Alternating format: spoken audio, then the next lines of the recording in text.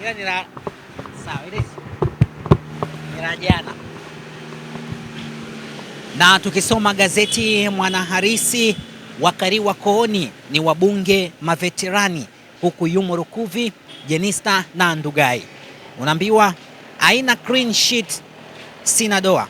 Wananchi wamenitaka, siwezi kukataa, nitagombea. Nina clean sheet. Hiyo utaifuta Hasani tafadhali. Hapa wameandika nina clean sheet, yani sina doa, lakini wananchi wamenitaka, siwezi kukataa, nitagombea. Ni wabunge maveterani hawa, Lukuvi, Jenista na Ndugai. Lakini hapa naona yupo William Lukuvi, Jenista Mhagama, lakini yupo Ruhaga Mpina, George Simba Chaweni na Jobu Ndugai. Hawa ndio wabunge maveterani. Habari kamili unaweza kuisoma katika gazeti Mwanahalisi ukurasa wa pili. Asante kaka. Lakini pia kuna habari hapa katika ukurasa wa 6 wameandika baraa la Lissu siku 100. Baraa la Lissu siku 100 ni habari katika ukurasa wa 6. Na tukitamatisha katika gazeti Mwanahalisi, seti ya IPTL acharuka na kuambia amburuza mahakamani, Zito ataka kulipwa shilingi bilioni 10. Na tukitamatisha hapa, aheri makaburi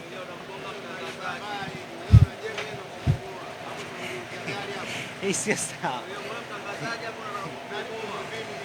Hii clip naomba unitumie. Ni mshtaki. Okay. Cheki huyo. Cheki anavyoniambia. Eti ananiambia mimi naogopa kufa. Ni kama kitu tu. Nishatoka out of mood. Okay. Ni haya yaliandikwa katika magazeti siku ya leo Mei 2, 2025. Asante kwa kuwa pamoja nasi. Media Wire Express, habari fupi kwa kina Afrika Mashariki. Ni habari fupi nini? Habari fupi kwa Sasa niangalie. Habari fupi mahiri, habari fupi mahiri Afrika. Okay. Naam, na hayo ndio yaliandikwa katika magazeti siku ya leo kwa muktasari. Ikumbukwe hii ni Media Wire Express, habari fupi mahiri Afrika.